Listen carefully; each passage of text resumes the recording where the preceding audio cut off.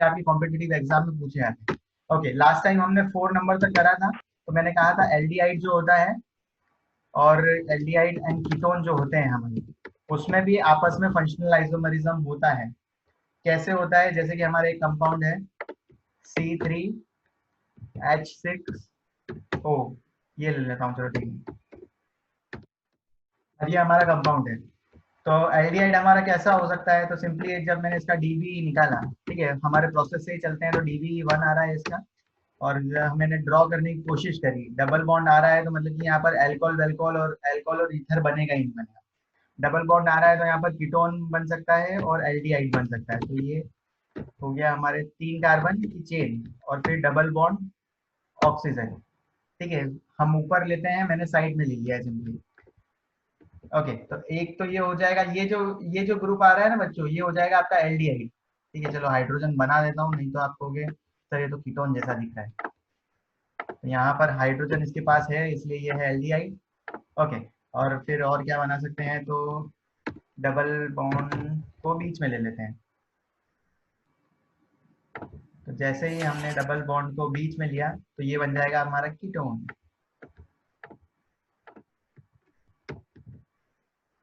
Okay, अब आप calculate कर लो अगर करना हो तो। दोनों तरफ 3 कार्बन है, 6 हाइड्रोजन है और 1 ऑक्सीजन है। तो दीज टू और also what type of isomer? तो ये भी हो जाएंगे फंक्शनल आइसोमर सिंपली। ठीक है, अगर इसकी भी अगर हमको स्ट्रक्चर बनानी हो, सबसे पहला क्वेश्चन जो मैंने दिया था वो यही दिए थे। ठीक है, अब इसमें एक्चुअली एक और चीज हो सकती है, इनॉल फॉर्म्स भी बन सकती है, कि जो डबल बॉन्ड है वो कार्बन कार्बन के बीच में भी तो हो सकता है सर, क्योंकि DB1 है। तो हाँ, हो सकता है, मैंने कहा ना सर। तो यहाँ पर डबल बॉन्ड लगा दो इन कार्बन के बीच में। अब जो बच रहा है OH लगा दो, तो ये इनॉल फॉर्म हो जाएगी, क्योंकि यहाँ पर आपको दिख रहा होगा डबल बॉन्ड भी है और अल्कोहल भी है। तो these are called enol compounds. क्या कहते हैं इनको? इनॉल। Enol compound. फिर हम ऐसा भी कर सकते हैं कि ये 3 कार्बन की चेन, ठीक है, इस पे आपने कर दिया, और OH आपको लगाना था, तो OH में इस कार्बन पे भी लगा सकता था, बीच वाले पर। तो यहाँ पर पोजीशन आइसोमर होगा, सॉरी, यहाँ पर पोजीशन का डिफरेंस हो जाएगा सिंपली। ओके, अब मुझे बताओ कि इसका नाम क्या होगा? ये जो लास्ट में ड्रॉ करा है, इसका नेम क्या होगा?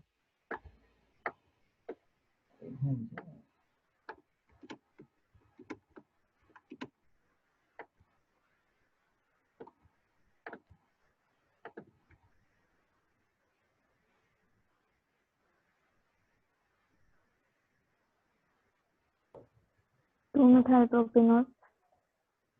Sorry, speak up loudly. 2-methyl propanol। 2 पे मिथाइल और प्रोपेनॉल। ना लिखते हैं, ये कैसे हो गया बच्चों? प्रोपेनॉल। मिथाइल को ब्रांचिंग क्यों कर रहे हो आप? आपको सिलेक्ट करनी है longest carbon chain. Okay, Vaishnavi is saying propene 2 पर ऑल। हाँ, ये ठीक है। अरे यार, क्या कंफ्यूज क्यों हो गए? आपने सिलेक्ट करी longest carbon chain including functional group. तो फंक्शनल ग्रुप तो इंक्लूड हो रहा है ना, क्योंकि वो तो इस कार्बन से कनेक्टेड है। ये कार्बन आ रहा है, तो मतलब कि ये फंक्शनल ग्रुप भी आ जाएगा।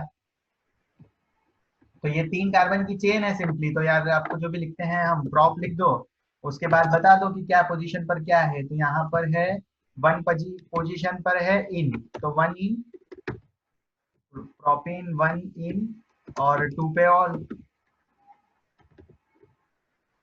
ये हो गया आपका 1 पे इन और 2 पे ऑल। तो ये आपका कंपाउंड का नेम सिंपली। और ये ऐसे कंपाउंड जिसमें डबल बॉन्ड कार्बन कार्बन के बीच में हो और OH लगा हो, तो इनको बोलते हैं इनॉल कंपाउंड। ठीक है, डबल बॉन्ड के लिए इन और ऑल मतलब अल्कोहल सिंपली।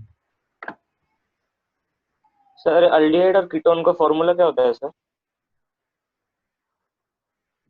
ओके, एल्डिहाइड और कीटोन के लिए फॉर्मूला लिखना है, याद करना है, तो मैं ऊपर लिख देता हूँ।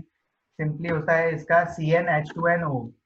CN, क्या, CnH2n और फिर O। यहाँ पर जैसे कि जो हमारा एल्कीन का होता है वही फॉर्मूला होता है, बस लास्ट में ऑक्सीजन लग जाता है। एग्जाम्पल आपके सामने नीचे प्रेजेंट है। C4H8O भी मैं कर सकता हूँ, C5H10O भी कर सकता हूँ, C6H12O भी कर सकता हूँ, और बस ऐसे गिनती में करते जाता हूँ जब तक कि मेरा मन करता है। क्लियर, स्क्रीनशॉट ले लो, नेक्स्ट करें। तो एल्डिहाइड और कीटोन के बीच में भी कौन सा आइसोमरिज्म होता है? Functional isomerism. फंक्शनल। ठीक है, फंक्शनल। ओके, क्लियर करूं, आगे चले। Yes sir. ओके, जैसे कि मैंने बताया कि एल्डिहाइड और कीटोन के बीच में होता है, सबसे पहले मैंने बता दिया था आपको एसिड एंड ईस्टर के बीच में भी होता है। ठीक है, इनका फॉर्मूला जो होता है, चलो फॉर्मूला भी साथ में लिखवाता रहता हूँ। CnH2n, ठीक है, मैं एक्चुअली भूल जाता हूँ कभी कभी, H2n और O2। ठीक है, ईस्टर और एसिड के लिए ऑक्सीजन 2 होना जरूरी है। जैसे ही आपको दिखता है 2 ऑक्सीजन दिख रही है, तो मतलब कि आपका एसिड होगा या फिर आपका होगा ester simply. As of example लेते हैं हम C2H4O2। अब ये जो कंपाउंड है हमारा, ये क्या क्या हो सकता है, तो हम सिंपली कह देते हैं, सबसे पहले जब DBE कैलकुलेट करेंगे इसका DBE, तो वो आ रहा है अप्रोक्स 2 - 2 + 1, 2 - 2 + 1। ओके, ये आ रहा है आपका 1 आ रहा है, +1 DBE आ रहा है। अब 1 DBE आ रहा है मतलब 1 डबल बॉन्ड होना चाहिए, तो हम सिंपली कर देते हैं कार्बन कार्बन के बीच में सिंगल बॉन्ड, फिर डबल बॉन्ड ऑक्सीजन, और फिर ये कार्बन से कनेक्टेड कर दो आप नीचे OH, तो COOH हो जाएगा ये। तो ये तो बन गया आपका एसिड। और ईस्टर कैसे बन सकता है, तो ईस्टर बनाने के लिए हमको क्या करना पड़ता है, H ले लेता हूँ पहले, फिर यहाँ पर कर देता हूँ C double bond O, C double bond O, और एक जो है यहाँ पर नीचे कनेक्ट कर देता हूँ इसी कार्बन से OCH3, OCH3। क्लियर, तो ये तो ईस्टर भी हो गया और ये आपका एसिड भी हो गया। सिंपली अगर नहीं समझ में आ रहा तो ये C और ये कनेक्टेड विद COOH। ऊपर वाले स्ट्रक्चर को नीचे ऐसे लिख देता हूँ तो आपको समझ में आ जाएगा, और नीचे वाली जो ये स्ट्रक्चर है इसको मैं सिंपली लिख देता हूँ H C double bond O। ठीक है, और it is connected to CH3।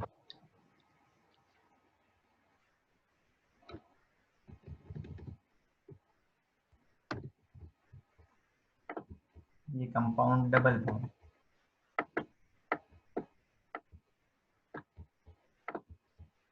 Okay, समझ गए।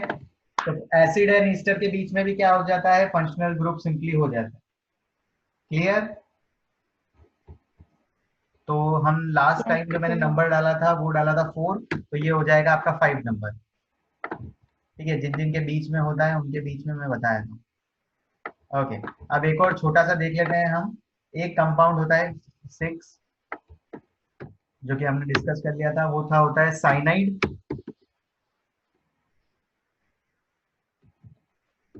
Cyanide and isocyanide. तो साइनाइड और आइसोसाइनाइड में क्या डिफरेंस होता है कि सिर्फ एक्चुअली, ठीक है, जो कनेक्ट होते हैं वो अलग अलग एटम्स होते हैं। जैसे ये कार्बन है, कार्बन नाइट्रोजन के बीच में ट्रिपल बॉन्ड होता है। ठीक है, कार्बन देन नाइट्रोजन, और इनके बीच में ट्रिपल बॉन्ड। ओके, यहाँ पर जो एटम कनेक्टेड है ग्रुप से, वो कार्बन कनेक्टेड है, तो इसलिए इसको आप बोलते हो साइनाइड ग्रुप। अगर जो आपका ग्रुप आगे लगा हुआ है, ठीक है, कार्बन कार्बन की कोई सी चेन है और वो कार्बन से अगर कनेक्टेड है तो वो हो जाएगा साइनाइड। अगर आपकी कार्बन कार्बन की चेन है वो अगर कनेक्टेड है बाय नाइट्रोजन, और फिर यहाँ पर ट्रिपल बॉन्ड आ रहा है और फिर कार्बन आ रहा है, तो ये ग्रुप हो जाएगा सिंपली आपका आइसोसाइनाइड ग्रुप। फिर यहाँ पर एटम जो है वो अलग कनेक्टेड है सिंपली, और कोई डिफरेंस नहीं। और ये आपस में क्या होते हैं, फंक्शनल आइसोमर। जैसे कि एग्जांपल सी सी, और फिर यहाँ पर लग रहा है N। ठीक है, तो ये हो जाएगा आपका इथेन हम यूज करते हैं तो इथेन साइनाइड। और अगर यहाँ पर सेम चीज, ये कार्बन अगर पहले नाइट्रोजन से कनेक्टेड है और फिर कार्बन से कनेक्टेड है NC से, अगर अगर आपको दिख रहा है, तो ये हो जाएगा आपका आइसोसाइनाइड। तो these two are functional isomer to each other. Clear, yes sir.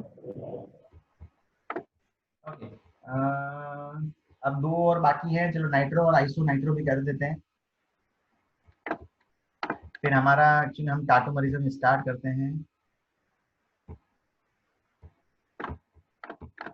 Okay, अब जैसे कि लास्ट में छोटा छोटा ही बता देता हूँ क्योंकि हमारे पास थोड़ा टाइम कम है और हम आज स्टार्ट करने वाले थे। फिफ्थ हो गया, सिक्स हो गया, सेवंथ हो गया आपका नाइट्रो ग्रुप। नाइट्रो ग्रुप होता है आपका NO2, ठीक है। और आइसो नाइट्रो क्या हो जाएगा, अगर डोनर जो कनेक्टेड है, ठीक है, जो ग्रुप है आपका वो अगर ऑक्सीजन से कनेक्टेड है तो वो हो जाएगा आइसो नाइट्रो। कैसे होगा सर, तो ठीक है देख लेते हैं। ओके, अब जैसे कि यहाँ पर आपका बहुत सारा कार्बन कार्बन की चेन है और वो फिर कनेक्टेड अगर हो रही है NO2 से, तो ये आपका ग्रुप हो जाएगा नाइट्रो ग्रुप। अगर वही चीज अगर कनेक्टेड है कार्बन कार्बन कार्बन और फिर अगर वो कनेक्टेड है ऑक्सीजन से, फिर ये ऑक्सीजन कनेक्टेड है नाइट्रोजन ऑक्सीजन से, तो ये हो जाएगा यहाँ पर आपका आइसो नाइट्रो ग्रुप। और ये आपस में भी क्या होंगे, तो these are also functional group.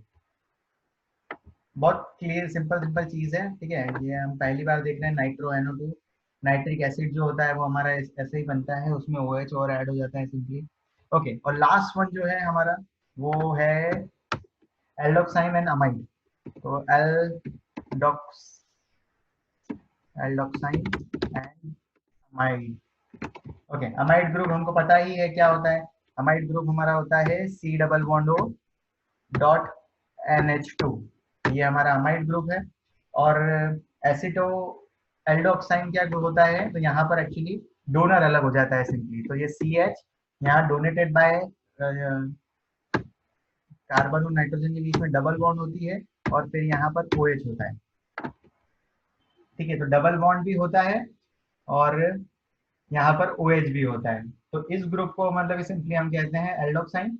और यहाँ पर ये दोनों भी आपस में होते हैं फंक्शनल आइसोमरिज्म, ठीक है। एग्जांपल दे देता हूँ, जैसे CH3 है, फिर वो अगर कनेक्टेड है CH से और फिर CH ने कार्बन ने डबल बॉन्ड बनाया नाइट्रोजन के साथ और फिर साथ में नाइट्रोजन की जो 3 वैलेंसी होती है, तीसरा उसने OH बना दिया, तो ये हो जाएगा बच्चों आपका एल्डोक्साइन। और यही चीज अगर यहाँ पर डबल बॉन्ड ऑक्सीजन के पे होता, कार्बन डबल नाइट्रोजन की जगह कार्बन ऑक्सीजन के बीच में होता, तो यही कंपाउंड हो जाता हमारा अमाइड ग्रुप सिंपली।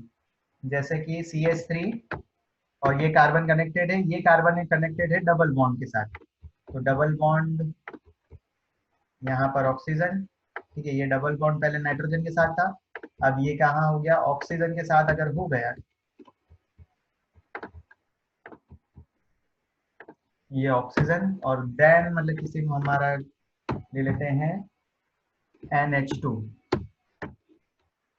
तो ये भी आपस में क्या हो जाएंगे, aldoxime and amide are functional group to each other, ठीक है। एल्डोक्साइन याद रखना क्योंकि नया कंपाउंड है, नया वर्ड है, तो ये थोड़ा सा आप ध्यान देना। एल्डोक्साइन में क्या होता है, कार्बन नाइट्रोजन के बीच में डबल बॉन्ड होता है, नाइट्रोजन की 3 वैलेंसी होती है, तीसरी वैलेंसी जो होती है वो OH से कनेक्टेड होती है।